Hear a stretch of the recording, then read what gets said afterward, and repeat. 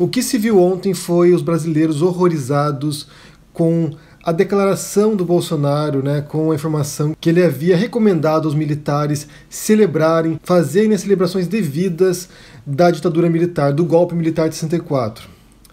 Então, assim, na internet, muita gente se manifestou contra isso, a Procuradoria-Geral também se manifestou e a Defensoria Pública também iniciou uma ação contra isso para proibir esse ato inconstitucional. Porque isso aí não é previsto pela lei brasileira, celebrar algum tipo de manifestação que viole a ordem pública, que viole a ordem democrática. Então o que o Bolsonaro fez ontem foi mais uma vez um ato de improbidade administrativa, de violação da Constituição brasileira, de defender um movimento que foi contra a democracia. E uma pergunta que me fizeram muito ontem, quando eu fiz o vídeo sobre isso, falando sobre essa celebração da ditadura no governo Bolsonaro, foi se realmente havia uma ameaça comunista ou não na época da ditadura, quando houve o golpe militar de 64. Porque um dos argumentos para o golpe foi que eles estavam combatendo uma possível revolução comunista no Brasil. Então isso é verdade?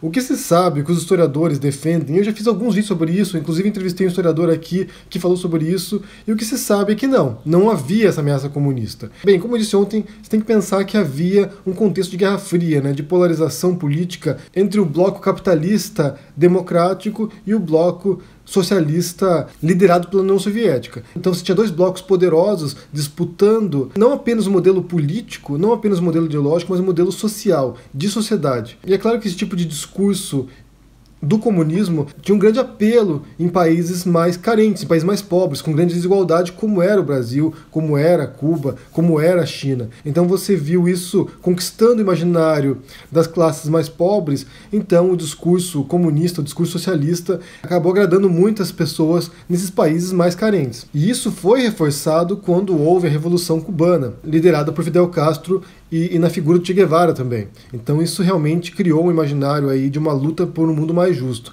Embora na prática, o que a gente sabe, quando você vê os modelos de governo desses locais, de Cuba, da União Soviética, dos países do Pacto de Varsóvia, da China, do Camboja, então você vê ali que na verdade na prática o negócio foi muito pior do que poderia se imaginar. Recentemente eu fiz um vídeo sobre isso, falando sobre essa noção de contra-revolução, que na verdade o golpe militar foi uma contra-revolução a uma eventual revolução comunista, e como isso é uma balela, como esse medo aos comunistas foi sendo criado ao longo de décadas, na verdade, não apenas um pouco antes do golpe, mas durante muito tempo foi sendo criado esse medo aos comunistas e a uma revolução no Brasil. Mas na prática mesmo, a esquerda não era tão organizada assim para fazer uma revolução comunista, e mesmo o PCB, que era o Partido Comunista Brasileiro, também chamado de Partidão, já tinha abandonado essa ideia de uma luta revolucionária e participava das eleições, então já estava inserido no contexto democrático brasileiro. Naquele vídeo lá eu inseri várias referências acadêmicas e de livros, são textos um pouco mais técnicos, então o que eu vou fazer hoje é pôr alguns artigos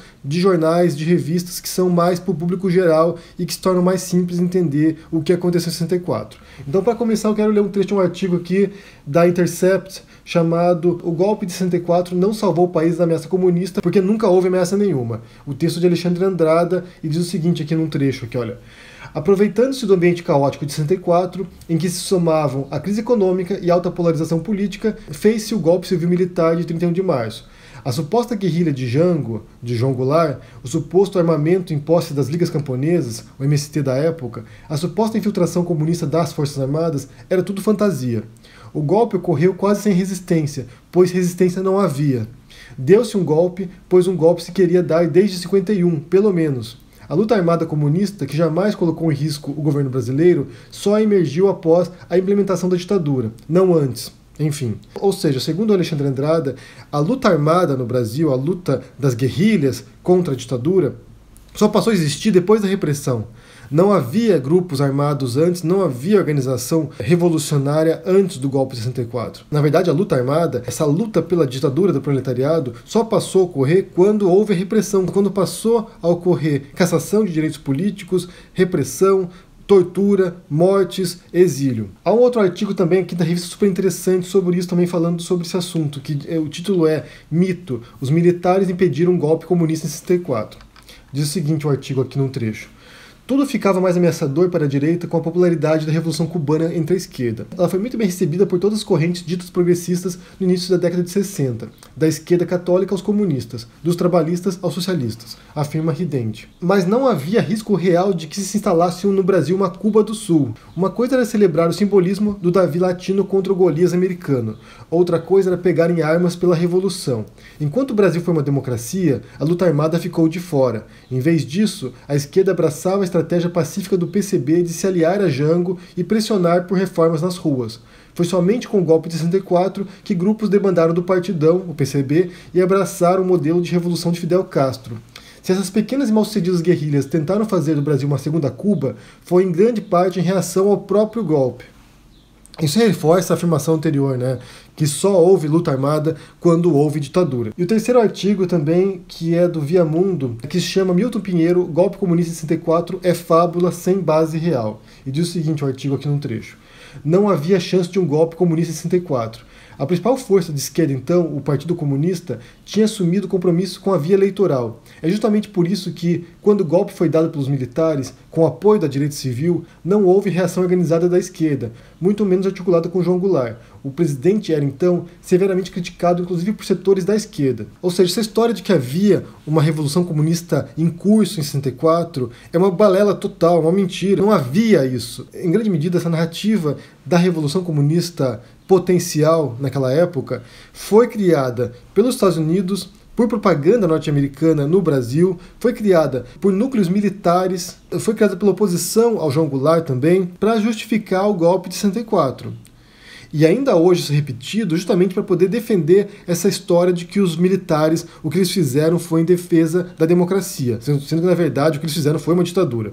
E a reação a isso, a luta armada, veio como reação à ditadura. De fato, o que se sabe é que os guerrilheiros não pretendiam restaurar a democracia, pretendiam instaurar uma ditadura do proletariado aos moldes soviéticos ou cubanos ou chineses. Mas essa luta armada, ela veio como reação. A gente tem que insistir nesse ponto. Ela veio como reação a uma ditadura militar no Brasil. Essa noção aí de ameaça comunista, tanto naquela época quanto hoje, é um papo furado, é uma conversa sem fundamento, que é reforçado pelo Guia Politicamente Incorreto do Brasil, que é reforçado pelo Olavo de Carvalho, que é reforçado por esses conservadores malucos que há no Brasil hoje. Inclusive, será reforçado também, provavelmente, pelo documentário novo do Brasil Paralelo, sobre 64.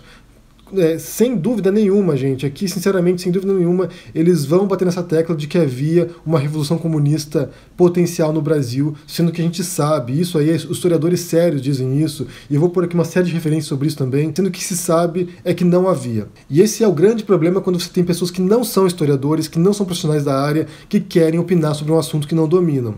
Quando a gente fala aqui, gente, que vocês têm que buscar os especialistas, procurar as fontes confiáveis, é justamente disso que se trata, é de saber de pessoas que estudam esses assuntos, que trabalham com essas questões, que passam décadas dedicadas a esse assunto e não meros diletantes que vêm aqui jogar um monte de balela, um monte de besteira para vocês. Porque no fundo, o que há são interesses desses grupos e dessas pessoas, do Olavo de Carvalho, do Bolsonaro, dos militares, do Brasil Paralelo, do Guia Politicamente Incorreto, de reescrever a história para justificar a ideologia que eles defendem. Não há um compromisso com os fatos, não há um compromisso com a história, não há um compromisso com a realidade, há um compromisso ideológico de defender essa versão distorcida do passado. E do presente também, porque não é apenas uma distorção do que ocorreu, mas sim novamente defender que há uma ameaça comunista e que um governo repressivo como o Bolsonaro se pretende, porque é o que ele diz, ele já disse isso várias vezes, de suprimir a oposição, de expulsar os petistas, de fuzilar a petralhada. Então, quando eles fazem isso, é justamente para justificar qualquer tipo de repressão eventual contra as esquerdas, contra os grupos opositores ao Bolsonaro, que, na verdade, nesse momento, qualquer um que se opõe ao Bolsonaro já é comunista e já é esquerda. Segundo eles, pelo menos. Como já disse anteriormente, até o Mourão agora é chamado de comunista. Até a Marine Le Pen, na França, que é a extrema-direita francesa, é comunista para eles. Qualquer um que desvia 1 milímetro da narrativa oficial deles já virou comunista, já virou esquerda. Então tem sido feito um esforço monumental para criminalizar as esquerdas, para criminalizar qualquer tipo de discurso divergente. E aqui você vê novamente o mesmo processo, o mesmo tipo de construção de imaginário que houve em 64 e que está sendo repetido nesse momento no Brasil. E o intuito é claro, o intuito para isso é claro e é perigoso. É perigoso porque todos vocês que são de oposição ou que são divergentes a esse governo estão na linha de fogo dessa narrativa aí, dessa ideologia bitolada e perigosa. Então, para resumir, não havia ameaça de revolução comunista em 64, não havia. E as guerrilhas e a luta armada comunista, que visava de fato implementar uma ditadura do proletariado, surgiu depois como reação à ditadura. Então é isso. Que fique muito claro isso. E para mim, a reação que houve da população como um todo, excetuando os núcleos mais fanáticos dos bolsonaristas e dos olavistas que defenderam a ditadura, que defendem a comemoração do 64, a reação que houve na internet das pessoas que ficaram horrorizadas à declaração do Bolsonaro aí de comemorar o golpe, e também das instituições democráticas contra isso, para mim é um sinal de que haverá uma resistência a qualquer tipo de desmando do governo. Se será eficaz a médio e longo prazo, não sabemos, mas é importante que isso ocorra, que quando ele disser alguma coisa absurda, ou fizer alguma coisa absurda, né, que é pior do que dizer, quando isso ocorrer, que é importante que as pessoas se manifestem. Dia 31 de março agora, as pessoas estão combinando de sair de preto nas ruas, de trabalhar de preto como um símbolo de luto pelo golpe militar. E por esse discurso maluco desses direitistas brasileiros aí que não são conservadores, são meramente fanáticos, que não têm vínculo nenhum com o passado, nem com o presente, nem com nada. Eu quero saber o que vocês pensam aí sobre essa revisão do passado.